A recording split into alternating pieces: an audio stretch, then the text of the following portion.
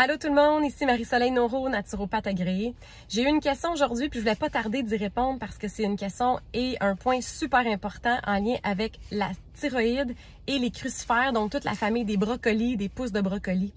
Donc, il faut comprendre que la thyroïde, qui est la glande de votre métabolisme, qui est un chef d'orchestre qui gère plein de choses dans votre corps, dont votre température basale, vos hormones, la fabrication des globules rouges, l'humeur, etc. Donc, c'est vraiment long la liste. En fait, il faut vraiment voir ça comme un chef d'orchestre qui aide avec votre cerveau et vos glandes à tout gérer dans votre corps.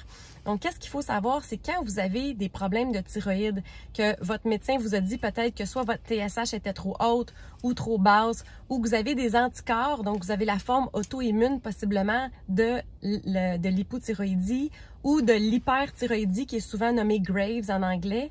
Donc, qu'est-ce qu'il faut comprendre globalement, c'est que quand on a des problèmes de thyroïde, c'est rarement la glande qui est malade.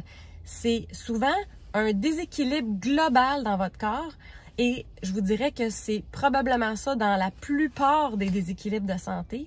Donc, qu'est-ce qu'il faut savoir, c'est que les nouvelles études démontrent que les brocolis, les pousses de brocolis et toute la famille des crucifères, des choux, etc., on met même dans ça le millet, le soya, c'est démontré que, en fait, c'est pas ça qui va causer un problème de thyroïde. C'est que dans la famille des goitrogènes, pourquoi ils ont appelé ça goitre, c'est que dans le temps où est-ce qu'il manquait beaucoup d'iode, où est-ce que c'était pas rajouté dans le sel, les pays qui étaient loin, en fait, les gens qui vivaient loin de la mer, qui ne consommaient pas d'aliments avec de l'iode, devenaient avec une glande qui enflait, donc ça devenait un goitre.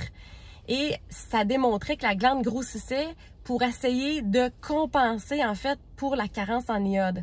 Donc, qu'est-ce qu'il faut comprendre, c'est que la famille des brocolis va aller possiblement inhiber une partie de l'absorption de l'iode. Et ça, c'est démontré que c'est inhibé par la cuisson. Donc, c'est beaucoup plus problématique si l'aliment est cru que cuit, sauf pour certaines exceptions, comme le soya qui va être goitrogène autant cuit que cru. Cependant, qu'est-ce qu'il faut comprendre, c'est que c'est pas ça qui va nécessairement causer un problème de thyroïde. Parce que de nos jours, c'est pas toujours l'iode le problème. En fait, c'est rarement l'iode le problème.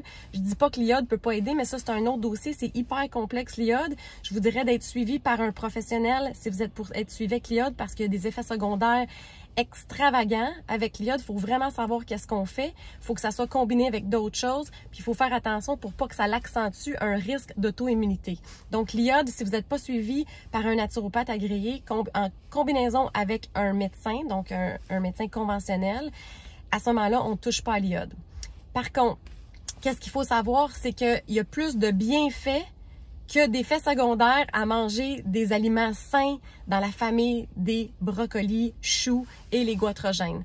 À l'exception du soya, qui est du cas par cas, parce que le soya, c'est une légumineuse, et là, je rentrerai pas là-dedans. Vous pouvez aller lire peut-être les études sur la diète paléo et à quel point que certaines personnes ne tolèrent pas les légumineuses. Souvent, c'est un problème de digestion et de flore intestinale. Donc, si on a beaucoup de symptômes inflammatoires, beaucoup de symptômes d'intestin et de thyroïde, à ce moment-là, on est mieux d'éviter le soya au début, mais c'est pas nécessairement ça qui cause le problème de thyroïde. Qu'est-ce qui cause les problèmes de thyroïde? De façon majeure, il y a plusieurs causes. Mais en gros, c'est le stress chronique, le manque de nutriments que la thyroïde a besoin pour bien fonctionner, comme le zinc, le sélénium, la vitamine A. Donc, j'en saute, là, je vous dis les majeurs. Et aussi la pollution. Donc, on ne se le cachera pas, hein? On vit dans un monde qui est pollué, c'est triste. Il faut arrêter de se fermer les yeux puis de penser qu'on est des super-humains, qu'on est capable de se détoxifier nous-mêmes.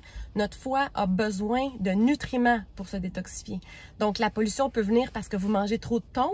Les gros poissons dans l'océan accumulent beaucoup de toxines, dont le mercure qui a été étudié pour aller inhiber justement la fonction thyroïdienne. Ou les plastiques. Encore une fois, l'océan est plein de plastique. Vous mangez des poissons, vous accumulez des molécules de plastique. Et même tout ce qui est emballage, vos bouteilles d'eau, même si vous avez une bouteille d'eau rigide qui est certifiée, ça ne veut pas dire qu'elle n'a pas des toxines de plastique. Parce que quand ils en enlèvent un, comme ils ont enlevé le BPA, qui a été reconnu problématique justement, qui perturbe justement les hormones et la thyroïde, ben ils n'ont pas vérifié combien qu'il y en a d'autres qui perturbent peut-être. Donc ça, là, c'est un fléau total. Il faut éviter les plastiques à tout prix. Donc, quand vous faites votre épicerie, essayez d'aller chercher des choses qui sont moins emballées. Essayez de faire vos aliments vous-même puis de les mettre dans des contenants de vitre. Quand vous achetez du take-out, de la soupe, tous des aliments déjà faits qui sont dans du plastique, l'aliment qui a baigné, qui a touché en contact avec le plastique, vous en absorbez et ça a été démontré de perturber votre thyroïde et les hormones sexuelles comme l'estrogène, la progestérone et la testostérone. Donc, je pourrais vous en parler vraiment longtemps. J'ai une formation d'1 heure qui a été faite sur la thyroïde et qui est connectée aussi avec d'autres formations, avec tout ce qui est connexe, comme le stress puis les toxines environnementales, pour que vous puissiez voir tout ce que vous pouvez faire pour votre thyroïde, que ça soit quelque chose qui n'est pas nécessairement encore un diagnostic, mais qui est peut-être surveillé borderline, ou même si vous êtes suivi au niveau de la médecine conventionnelle, c'est pas parce que vous prenez un médicament pour la thyroïde que votre thyroïde n'a pas besoin de nutriments, qu'elle n'a pas besoin que vous gérez votre stress, puis qu'elle n'a pas besoin que vous vous occupez de votre corps, votre capacité de sortir les toxines environnementales que vous absorbez dans l'air, dans l'eau et dans les aliments.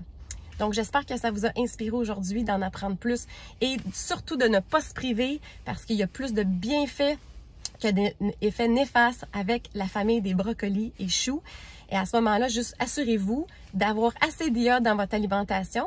Par contre, si vous avez une condition inflammatoire spécifique en lien avec l'auto-immunité de la thyroïde, que vous avez un goitre ou que vous avez de l'inflammation, que vous avez déjà été diagnostiqué pour soit de l'hyper ou de l'hypothyroïdie, à ce moment-là, ne prenez pas des doses massives d'iode ni dans les aliments, donc ni les algues, ni en supplément, avant de parler avec quelqu'un qui a fait une formation avancée au niveau de l'iode. Bonne journée!